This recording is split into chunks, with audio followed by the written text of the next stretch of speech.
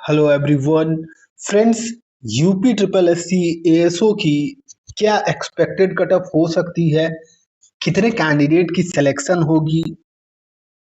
कितने कैंडिडेट की सिलेक्शन होगी और उसके साथ में ही कब तक इसकी रिजल्ट हो सकती है? किसके रिगार्डिंग? अभी तो सबसे पहले डीवी के लिए होगी।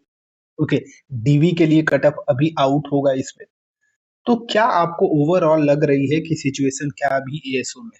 देखो, एएसओ में कैंडिडेट थोड़े कम है।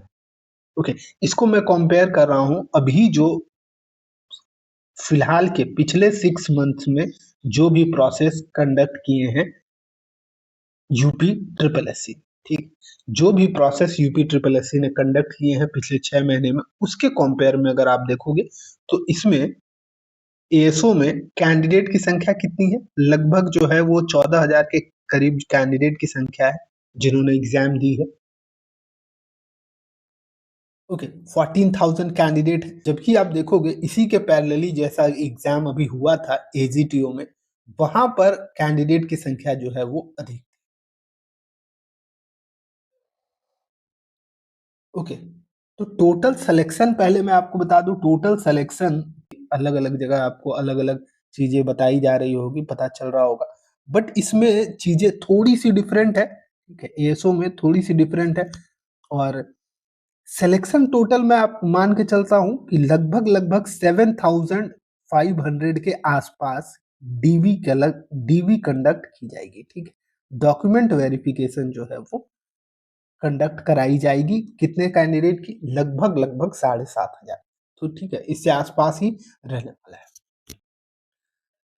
ओके, तो अभी 7,500 कैंडिडेट की जब सिलेक्शन होगी, 7,000 भी अगर हम मानते हैं, 14,000 में 7,000 कैंडिडेट जब सेलेक्ट किए जाएंगे डीवी के लिए, तो सोचो इसमें कटअप क्या रह सकती है। जहां आप जानते हो कि 7,000 कैंडिडेट को सेलेक्ट कर पाना, देखो किसी भी एग्जाम को अगर आप दोगे, भले ही वो कोई भी एग्जाम हो, मेंस हो, प्री हो, कुछ भी हो, अगर आपकी मार्क्स जो है, देखो एवरेज मार्क्स, जब भी देखो कोई भी एग्जाम अगर आप दे रहे हो 100 मार्क्स का, तो कैंडिडेट के एवरेज मार्क्स हम कहाँ देखते हैं? ठीक है, ये लाई करता है समवेयर अराउंड, आप देखोगे तो 45 से 55 के बीच में आपकी एवरेज मार्क्स लाई करती है। किसी भी एग्जाम को दे रहे हो, अगर वो एग्जाम मॉडरेट हुआ, ठीक है, बहुत अधिक टफ ना हुआ हो, तो उसमें एवरेज जो है वो इसके रेंज में रहेगी। बहुत आसान हो जाएगा तो 55 के अराउंड रहेगा, और थोड़ा टफ हो गया तो 45 के अराउंड। ये मैं आपको क्यों बता रहा हूँ, ये आप देखो, जब इस तरह का सिचुएशन होता है तो इसमें होता क्या है कि एवरेज मार्क्स, वो एवरेज मार्क्स दैट मीन्स अगर 1,000 कैंडिडेट ने एग्जाम दिया है, तो उन 1,000 कैंडिडेट के मार्क्स जो हैं उनका एवरेज निकल के कितना आ रहा है? 45 या 55 के बीच में। ओके, यही सिचुएशन है 14,000 के लिए। तो 14,000 कैंडिडेट जब एग्जाम देंगे, तो इनका एवरेज जो निकल के आएगा वो 45 से 55 के बीच में निकल के आएगा। ठीक है, ये मैं आपको इसलिए बता रहा हूं कि देखो सिलेक्शन कितना है? 7,000, यानी कि आधा कैंडिडेट इसमें सेलेक्ट कर लेना है। ठीक है, 50% कैंडिडेट इसमें सेलेक्ट कर लेना है अभी डीवी के लिए। तो डीवी के लिए क्या कट ऑफ होनी चाहिए? तो एवरेज कैंडिडेट जितने भी होंगे, ठीक है, जितने भी कैंडिडेट एवरेज मार्क्स से ऊपर होंगे, वो सभी कैंडिडेट डीवी के लिए शॉर्टलिस्ट हो जाएंगे। ओके, डीवी के लिए वो सारे कैंडिडेट शॉर्टलिस्ट हो जाएंगे। देखो एवरेज बनता किससे है? जो अधिकतर कैंडिडेट, जो 50% कैंडिडेट जिस रेंज में हो, वही एवरेज बन गया। ओके, तो यहां आपको दिखेगा कि हाईएस्ट भी, ठीक, हाईएस्ट भी जो मार्क्स जा सकता है वो अराउंड 55 तक जा सकता है। तो ये मार्क्स किसके लिए हो जाएगा? ये मार्क्स हो जाएगा यूआर कैंडिडेट। ओके, तो यूआर कैंडिडेट के जो मार्क्स आपको देख मिलते हुए दिखेंगे, वो अराउंड आपके 55 मार्क्स जो है वो डीवी के लिए हो। ओके, वो भी यूआर के लिए। अब इसी में अगर आप जाओगे बाकी कैटेगरी की अगर मैं बात करूँ, ईडब्ल्यूएस की बात करें अगर हम, ईडब्ल्यूएस में 40 नंबर भी अगर आपके हैं तो एनफ है, ठीक है। 40 मार्क्स भी अगर ईडब्ल्यूएस में आपके बन रहे होंगे तो एनफ है ये। बाकी बाकी कैटेगरी की मैं बात करूं, ओबीसी में आपके अराउंड जो है वो 45 तक रह सकता है, ठीक है, 45 नंबर तक से रह सकता है। ये सभी डीवी के लिए है। ओके,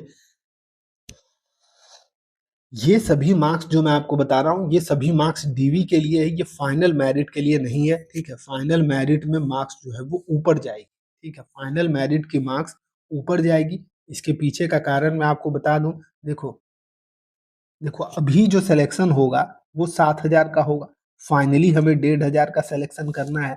तो इसमें ऊपर के जो कैंडिडेट होंगे, मान लो 55 नंबर यूआर का कट ऑफ जा रहा है, तो ये तो कितने कैंडिडेट के लिए होगा? यहाँ पर कितने कैंडिडेट यूआर से सेलेक्ट होंगे?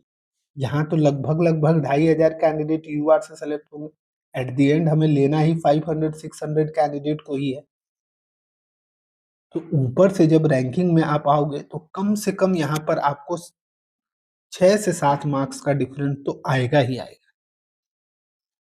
ऐसा क्यों होता है? ऐसा आपको पता है कि नीचे जैसे ही जाओगे, ठीक है, मान लो 70 पर हो सकता है आपको 5 कैंडिडेट, ठीक है। वहीं आप 60 पर आओगे तो सिर्फ 60 मार्क्स जिनके होंगे वैसे आपको 200 कैंडिडेट मिल जाएंगे। ओके, खास करके ये यूआर में ऐसा देखा जाता है। तो ऐसा हम मान के चलते हैं कि अराउंड 6 to 7 मार्क्स जो है वो फाइनली आपको बढ़ता हुआ दिखेगा आफ्टर डी। ओके, तो हम लोगों ने यहाँ पर डीवी के मार्क्स को ही सिर्फ कंसिडर किया है, ठीक है। डीवी में क्या सेफ स्कोर रहेगी, डीवी में इस तरह इतने मार्क्स अगर आपके हैं तो आप कंफर्म रहो। उस पर भी क्या हो, मान लो 7,000 कैंडिडेट के लिए डीवी में कॉल किया जा रहा है, तो इसमें से भी 1,000+ कैंडिडेट जो हैं वो डिस्क्वालीफाई होंगे।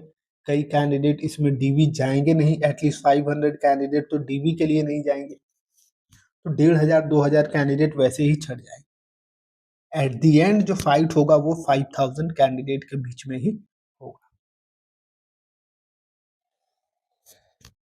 ओके, तो आई गेस आप सभी के जो भी क्वेश्चंस थे वो सभी मैंने लिया होगा यहाँ। और कोई भी सवाल हो आप सभी के फर्दर तो आप कमेंट में पूछ सकते हो। अपने मार्क्स आप जरूर शेयर किया करो, उससे आपको भी एक आइडिया मिल जाएगा कि मेरे मार्क्स जितने हैं और कितने कैंडिडेट के उतने मार्क्स हैं। ओके, तो चैनल को आप सभी सब्सक्राइब कर लेना। जो भी सवाल हो आप कमेंट में पूछ सकते हो। Thank you.